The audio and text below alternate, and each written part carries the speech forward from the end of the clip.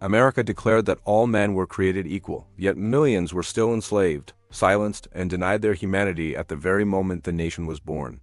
The contradiction was not an accident. It was built into the foundations of the United States.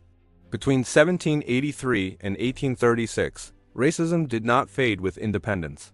It evolved, hardened, and became law. This is the story of how freedom expanded for some while oppression deepened for others. This is the story America rarely tells honestly. The year 1783 marked the official end of the American Revolutionary War, and with it came the promise of liberty, independence, and a new political beginning. For white Americans, especially landowning men, the revolution represented victory against tyranny and the right to govern themselves. For enslaved Africans and free black people, the meaning of independence was far more uncertain. The same leaders who spoke passionately about natural rights continued to own human beings. Freedom was celebrated loudly, but it was carefully limited. In the aftermath of independence, racism did not disappear. Instead, it adapted to fit the new republic. The United States emerged as a nation deeply conflicted about who deserved rights and who did not. Slavery remained legal in every southern state and in several northern states as well. Even where slavery was gradually abolished, racial discrimination remained firmly in place. Black Americans were excluded from political participation almost everywhere. They could rarely vote. They could rarely serve on juries. They were often denied the right to testify against white people in court. Racism was not merely social prejudice. It was enforced through laws, customs, and violence. The new American government inherited colonial attitudes that viewed Africans as inferior and expendable. These beliefs were reinforced by economic interests tied to agriculture, land expansion, and labor exploitation. The wealth of the young nation depended heavily on enslaved labor. Cotton, tobacco, rice, and sugar fueled American growth. These industries relied on brutality. Plantation owners justified slavery by promoting racist theories about intelligence, morality, and civilization. Such ideas were not fringe beliefs. They were taught, printed, and widely accepted. In the North, where slavery was slowly declining, racism took different forms. Free black communities faced segregation, job exclusion, and constant suspicion. Northern whites often opposed slavery but still rejected racial equality. This contradiction defined the early republic. White Americans increasingly believed freedom was a racial privilege. Black Americans were expected to accept limited rights or none at all. Even as some states began gradual emancipation, formerly enslaved people received little support. Many were pushed into poverty. Others were forced into exploitative labor contracts. Freedom did not mean safety. Black Americans lived under constant threat of kidnapping and re-enslavement. Slave catchers operated freely, even in northern states. The law often protected them. Violence was rarely punished. Racism shaped where people could live, work, worship, and travel. It determined who was believed and who was ignored. It defined whose suffering mattered. The American Revolution promised universal liberty, but delivered selective freedom. This gap between ideals and reality would grow wider in the decades ahead. And it would shape the future of the nation in ways still felt today.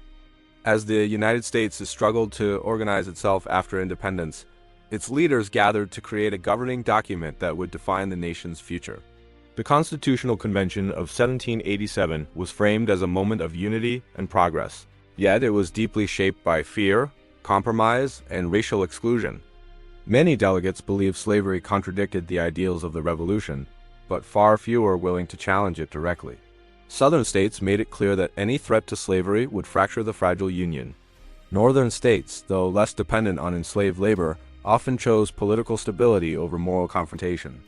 The result was a constitution that avoided the word slavery while protecting the institution in practice. The silence was deliberate. It allowed the nation to claim liberty while preserving bondage. One of the most infamous compromises was the Three-Fifths Compromise, which counted enslaved people as 3/5 of a person for representation in Congress. This agreement gave slaveholding states increased political power without granting any rights to the enslaved themselves. Human beings were reduced to numbers. Their bodies increased representation. Their voices remained non-existent. The Three-Fifths Compromise strengthened the influence of slaveholders at the national level. It shaped elections, legislation, and national policy for decades. Racism was no longer just social prejudice. It was embedded in the nation's political structure. Another critical provision was the Fugitive Slave Clause, which required states to return escaped enslaved people to their owners. This clause nationalized slavery. Even states that opposed the institution were forced to participate in its enforcement. Freedom could be revoked by geography. An enslaved person who reached a free state was still not safe. The law protected property rights over human rights. The Constitution also allowed Congress to delay banning the international slave trade until 1808. This decision ensured that tens of thousands more Africans would be forcibly brought to America. Economic interests once again outweighed moral concerns. While the Constitution empowered white male citizens, it excluded most of the population. Women were denied political rights. Native Americans were treated as obstacles to expansion. Black Americans, enslaved or free, were largely invisible in the eyes of the law. Even free black men who paid taxes were often denied the right to vote. Citizenship was racialized from the beginning. The Naturalization Act of 1790 restricted citizenship to free white persons. This law formalized whiteness as a requirement for belonging.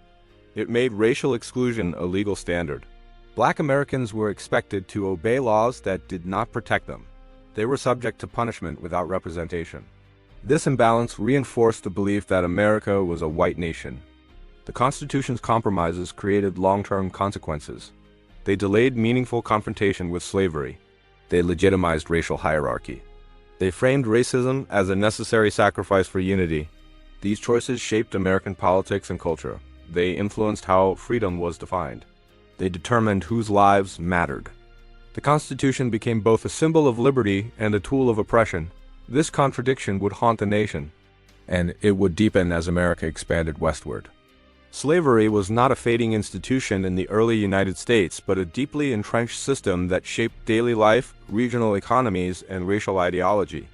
In the southern states, enslaved Africans formed the backbone of agricultural production, working from dawn until night under constant surveillance and threat of punishment.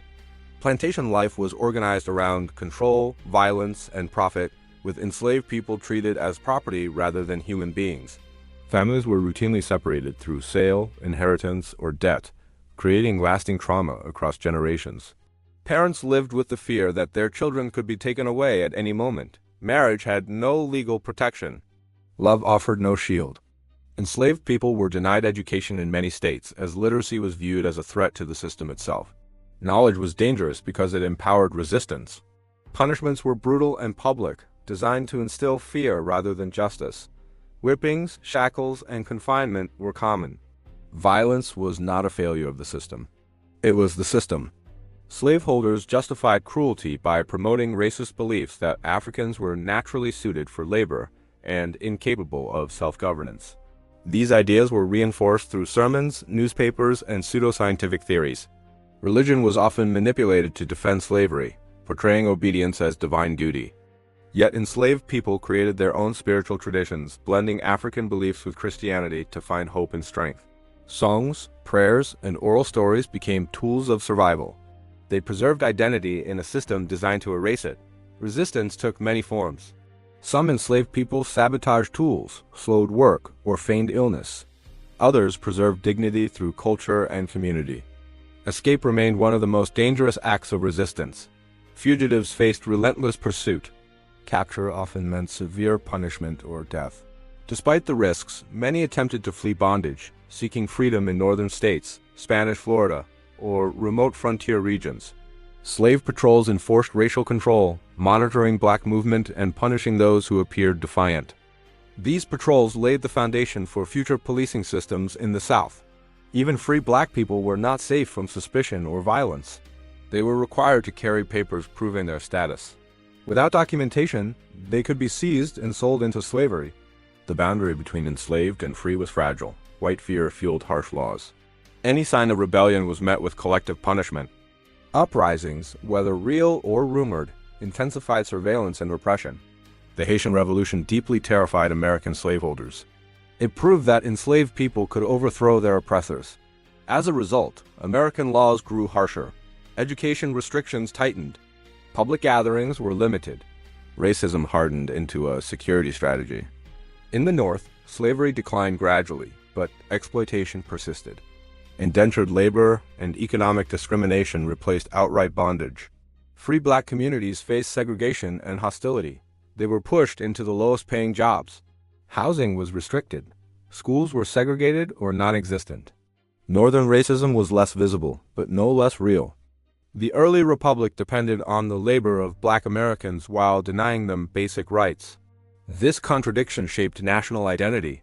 It taught white Americans to equate freedom with race, and it forced black Americans to fight for survival within a system designed against them. Freedom in the northern United States did not mean equality, safety, or acceptance for black Americans in the decades following independence. As gradual emancipation laws took effect, thousands of formerly enslaved people entered society with little protection, limited resources, and constant exposure to racial hostility. Free black communities formed in cities like Philadelphia, New York, Boston, and Baltimore, creating networks of mutual support and resilience. These communities established churches, schools, and benevolent societies to care for one another in a hostile environment.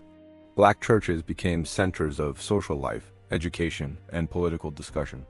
Despite legal freedom, black Americans faced widespread discrimination in employment. They were often restricted to low-paying, dangerous, or unstable jobs. Skilled trades were largely closed to them. White laborers feared competition and supported exclusion. Racial resentment grew as northern cities expanded. Housing segregation confined black families to overcrowded neighborhoods. These areas lacked sanitation and public services. Poverty was then blamed on black residents themselves. Education was deeply unequal. Many states refused to fund schools for black children. Others allowed segregated schools with inferior resources. Illiteracy was then used as proof of supposed inferiority. Free black Americans also faced constant threats to their physical safety. Racial violence erupted in riots, assaults, and mob attacks. White mobs targeted black neighborhoods, churches, and businesses. Authorities rarely intervened. When they did, it was often to arrest black victims rather than white attackers. Northern states passed black codes that restricted movement, voting, and legal rights. Some required special permits to settle. Others imposed curfews or fines.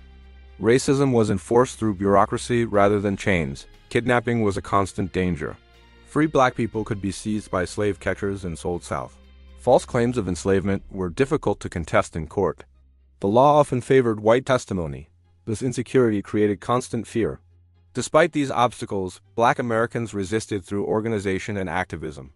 They published newspapers challenging racist narratives. They formed abolitionist groups and mutual aid societies. They demanded education, voting rights, and legal protection. Figures like Richard Allen and Absalom Jones led religious and political movements. The African Methodist Episcopal Church became a symbol of black independence. Black conventions emerged as spaces for collective strategy. These meetings addressed racism, education, and civil rights. They also debated emigration, including proposals to move to Africa or Canada. Not all agreed. Many insisted America was their home. Northern whites were deeply divided. Some supported abolition but rejected equality. Others defended segregation as natural. Few were willing to challenge racism directly. This selective morality allowed discrimination to persist. It also revealed how deeply racial hierarchy was ingrained across regions. Freedom without rights remained fragile. Equality remained distant, but resistance continued to grow. And it would soon collide with expanding national tensions over slavery and race. As the United States expanded westward in the early 19th century, racism became a guiding force in determining who belonged on the land and who could be removed. The promise of opportunity was framed almost exclusively for white settlers, while Native Americans and Black Americans were treated as obstacles to progress. Land hunger fueled national policy. Racial ideology justified conquest. Indigenous nations had lived on the continent for generations, yet American leaders described them as uncivilized and incapable of ownership. This narrative made dispossession appear moral. Federal treaties were routinely broken when land became valuable. Violence often followed negotiation. Native communities faced constant pressure to relocate or submit. The policy of Indian removal gained political support across party lines. White Americans viewed expansion as destiny. Native resistance was framed as savagery rather than self-defense. In 1830, the Indian Removal Act formalized this racism into law. It authorized the forced relocation of thousands of Native people. Entire nations were pushed west of the Mississippi River. Families were uprooted. Communities were destroyed. The Trail of Tears became one of the most devastating consequences. Thousands died from disease, exposure, and starvation. This suffering was justified as necessary for national growth. Black Americans were also deeply affected by westward expansion. As new territories opened, the question of slavery followed. Slaveholders sought to expand their power. Free states feared economic competition. Racism shaped every debate. Enslaved labor was used to build roads, farms, and towns in new regions.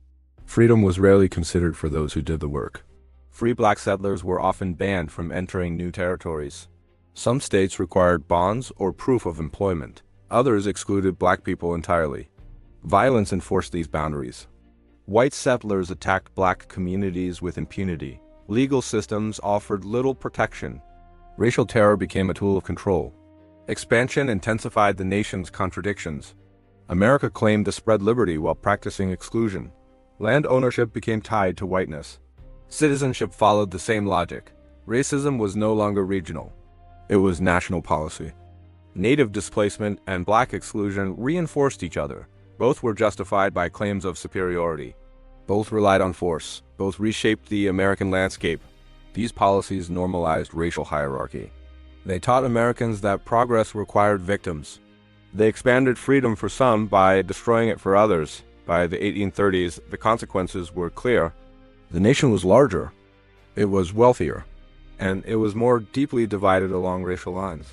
The groundwork was laid for future conflict, and the struggle over racism would only intensify.